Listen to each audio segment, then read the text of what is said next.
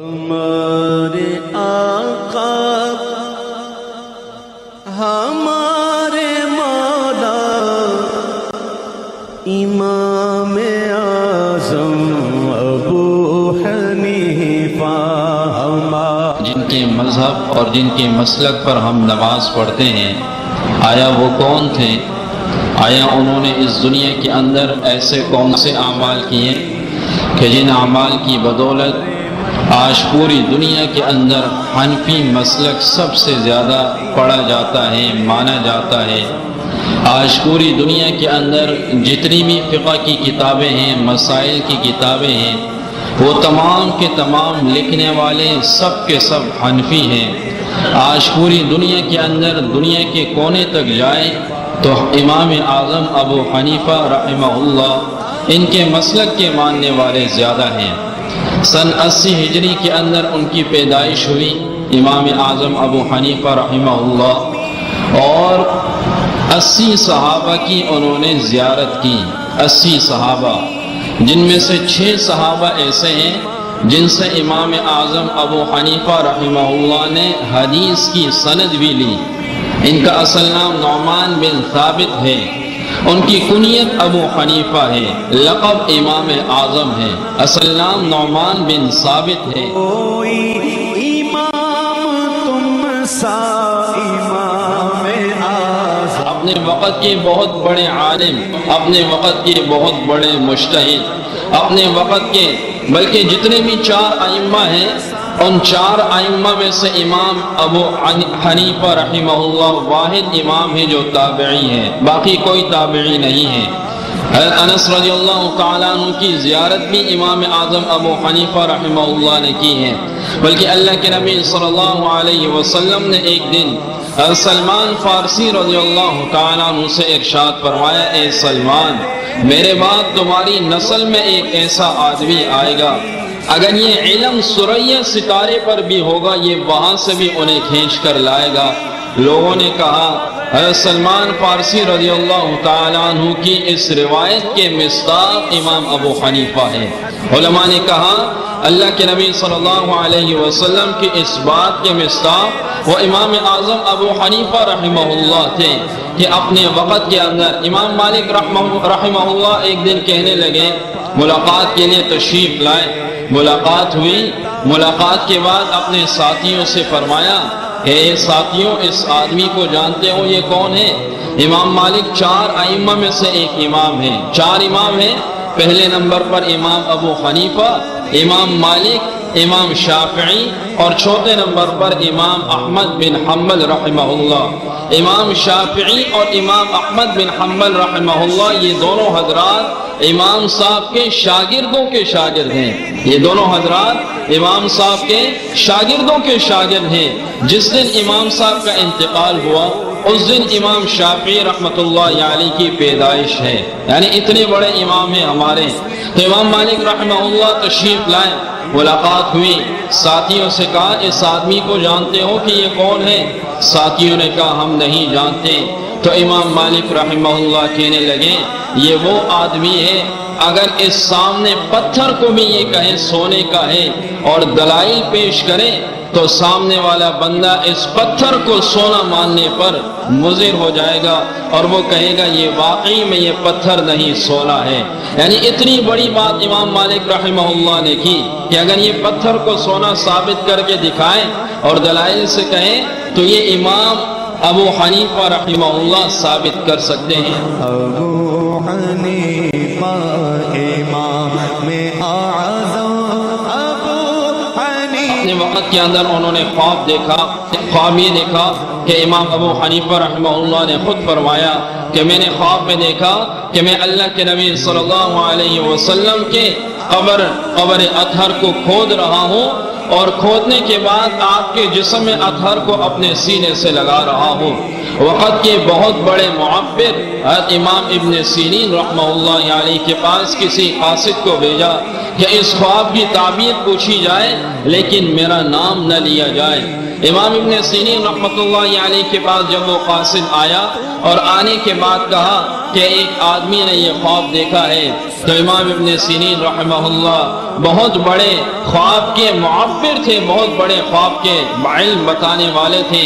تو کہنے لگے پہلے مجھے بتلائیے یہ خواب کس نے دیکھا ہے؟ تو قاصد نے کہا میں نہیں بتلاؤں گا۔ دوسری دفعہ پوچھا مجھے بتلائیے، کہا میں نہیں بتلاؤں گا۔ تیسری دفعہ پوچھنے کے بعد بھی جب انہوں نے کہا میں نہیں بتلاؤں گا، تو امام ابن سیرین رحمہ اللہ نے فرمایا یہ آدمی وہ ہے صاحب هذه الرؤیا ينشر علم، یہ آدمی ایسا ہے اس خواب کا دیکھنے والا کہ اس کا علم اللہ پوری دنیا کے اندر پھیلائے گا، یہ وہ آدمی ہے۔ اور پھر یہی ہوا کہ امام ابو حنیفہ رحمہ اللہ کا علم اللہ نے پوری دنیا کے اندر پھیلایا۔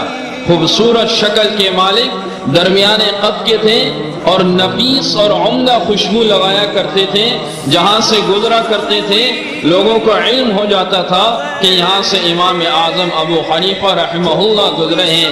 ریشم کپڑے کا کاروبار کیا کرتے تھے، کپڑے کا، اور کپڑے کے کاروبار کے اندر ایک وقت انہوں نے کاروبار کے لیے صرف کیا ہوا تھا۔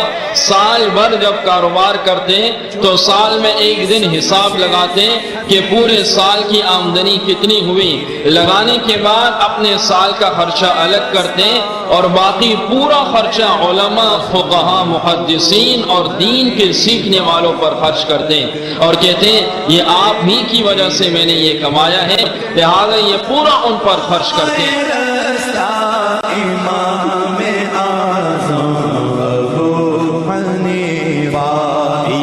دین سے بڑی محبت کرنے والے تھے اور تقوی کا یہ عالم تھا کہ ایک دن آ رہے تھے راستے میں، مجوسی ان کا مقروض تھا، ایک مجوسی نے ان کے پیسے دینے تھے، تو ان کے گھر کے قریب ان کے پاؤں، ان کی جوتی پر کوئی نجاست لگ گئی، تو امام صاحب نے اپنی جوتی جھڑکی اور جھڑکنے کے بعد وہ نجاست مجوسی کے گھر کے دیوار پہ لگ گئی۔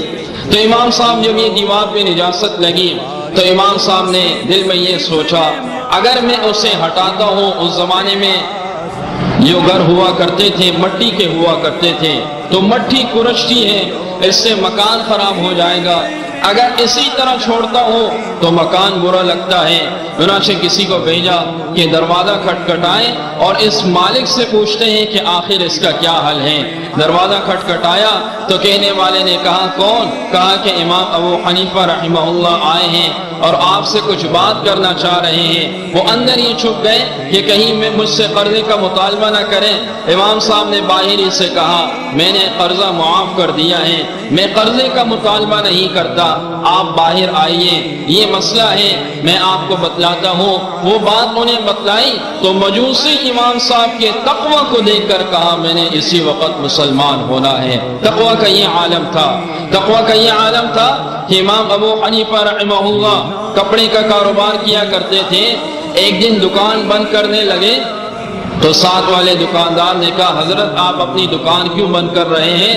تو کہا کہ دیکھ نہیں رہے ہو اس وقت بادل آئے ہوئے ہیں اور اندھیرا ہو رہا ہے، اگر میں نے کپڑے کی دکان اسی طرح کھولی، کوئی گاہک آیا اور معمولی قسم کا کپڑا اچھا سمجھ کر اس نے لے لیا تو ایسا نہ ہو اس کا نقصان ہو جائے، کچھ اندھیرا ہو رہا ہے اس لیے میں نہیں چاہتا کسی گاہک کا نقصان ہو جائے، دکان بند کر کے تشریف لے گئے۔ تقوی کا یہ عالم تھا۔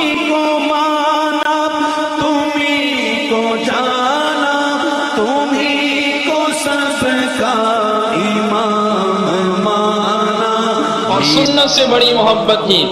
علی حجوینی رحمہ اللہ اپنا خواب سناتے ہیں، فرماتے ہیں کہ میں حضرت سیدنا بلال رضی اللہ تعالیٰ عنہ کے دمشق کے اندر ان کے قبر کے قریب سویا ہوا تھا، کہا میں نے خواب میں دیکھا اللہ کے نبی صلی اللہ علیہ وسلم کو میں نے خواب میں دیکھا اور نبی علیہ السلام ایک آدمی کا ہاتھ پکڑ کر آگے تشریف لا رہے ہیں۔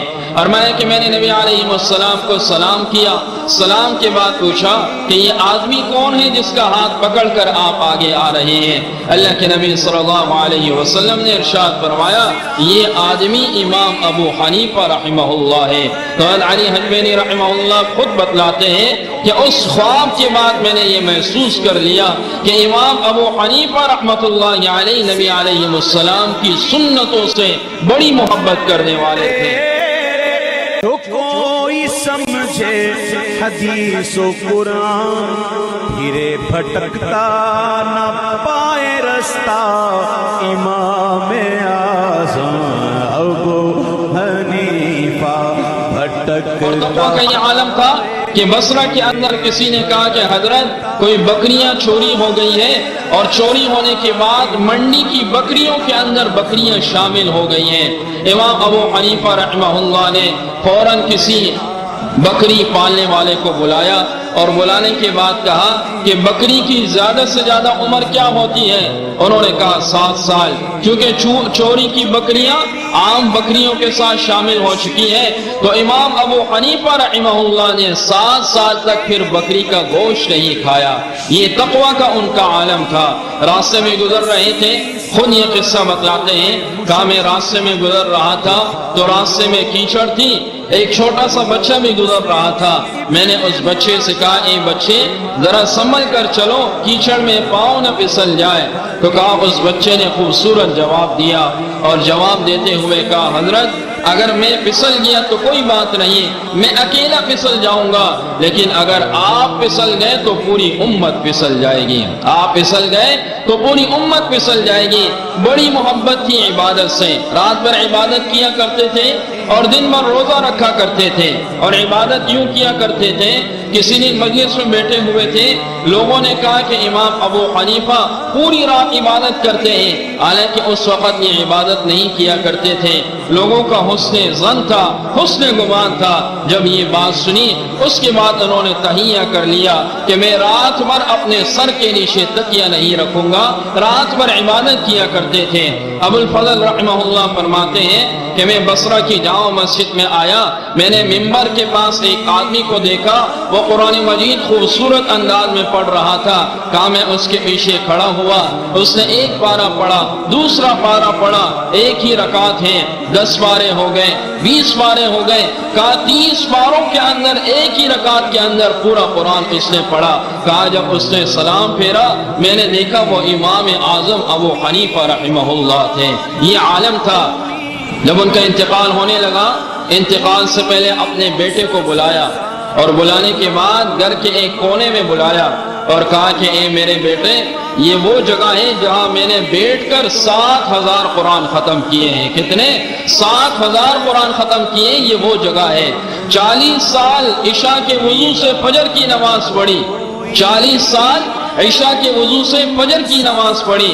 رمضان المبارک کے اندر 3 قرآن مجید ختم کیا کرتے تھے. ان کے تقوی کا کیا عالم ہوگا. اور آج کے لوگ ہیں کہ وہ امام ابو حنیفہ رحمہ اللہ کو نہیں مانتے. امام اعظم ابو حنیفہ، امام اعظم ابو حنیفہ، امام. تقلید کا مطلب کیا ہوتا ہے؟ کسی کی بات ماننا. تقلید کا مطلب کیا ہوتا ہے؟ کسی کی بات ماننا، کسی کی اطاعت کرنا. اللہ کے نبی صلی اللہ علیہ وسلم کی باتوں کو صحابہ نے مانا، صحابہ کی باتوں کو تابعین نے مانا، تابعین کی باتوں کو تبع تابعین نے مانا. ہم نے نہ صحابہ کو دیکھا نہ تابعین کو دیکھا. تابعین نے نبی علیہ السلام کو نہیں دیکھا، تابعین نے صحابہ کو دیکھا، لیکن نبی علیہ السلام کی باتوں کو مانا. یہ تقلید ہوتا ہے. تبع تابعین نے صحابہ کو نہیں دیکھا لیکن تابعین کی باتوں کو انہوں نے مانا. اور اسی طرح یہ چل رہا ہے. جو حضرات کسی کی تقلید نہیں کرتے وہ یہ بتلائیں کہ وہ کس کی بات مانتے ہیں. آخر نبی خود چل کر آئے ہیں، آخر صحابہ قبروں سے اٹھ کر انہیں بتانے آئے ہیں کہ نماز کا یہ طریقہ ہے، وضو کا یہ طریقہ ہے، جنازے کا یہ طریقہ ہے. آخر کسی نہ کسی کی بات ماننی پڑے گی، کسی نہ کسی کی بات ماننی پڑے گی. جب بات ماننی پڑے گی تو کسی نہ کسی کی تقلید پھر ہوگی. بعض لوگ کہتے ہیں کہ ہم صحیح بخاری کے علاوہ کسی کتاب کو نہیں مانتے. جب صحیح بخاری کو مانتے ہو تو یہ بھی تو تقلید ہے. جب صحیح بخاری کو مانتے ہو تو یہ امام بخاری کی تقلید ہی تو ہے. جب آپ نے نہیں ماننا، بخاری کو نہیں ماننا، پھر یہ نماز کا طریقہ کس نے بتلایا آپ کو؟ یہ وضو کا طریقہ کس نے بتلایا؟ یہ چاروں ائمہ ہمارے لیے ایسے ہیں، 4 روشن ستارے ہیں. ابو حنیفہ، بخاری و مسلم ابن ماجہ، امام اعظم ابو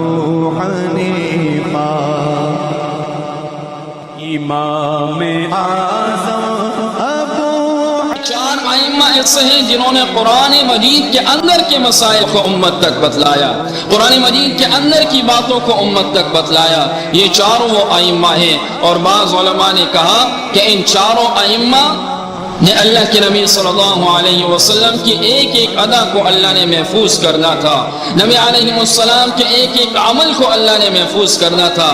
تو ایک امام نے یوں کہا یوں ہوگا، ایک نے کہا اس طرح ہوگا، ایک نے کہا اس طرح ہوگا، چاروں کی شکل میں نبی علیہ السلام کا ہر عمل اللہ نے محفوظ کر دیا۔ تو ان چاروں میں سے ایک امام کی بات ماننا، چاروں کو ماننا ضروری ہے، لیکن مذہب اور مسلک جس پر آپ چل رہے ہیں وہ ایک پر چلیں گے، اور باقی جو ہوں گے ان کی بھی تعظیم کریں گے، وہ بھی ہمارے بڑے ہیں، وہ بھی ہمارے اکابرین ہیں۔ اللہ رب العزت سے دعا ہے کہ اللہ رب العزت امام ابو حنیفہ رحمہ اللہ کی نقش قدم پہ چلنے کی توفیق عطا فرمائے۔ تمہیں کو جانا، تمہیں کو صف کا امام مانا، تمہیں کو مانا، تمہیں کو جانا، تمہیں کو صف کا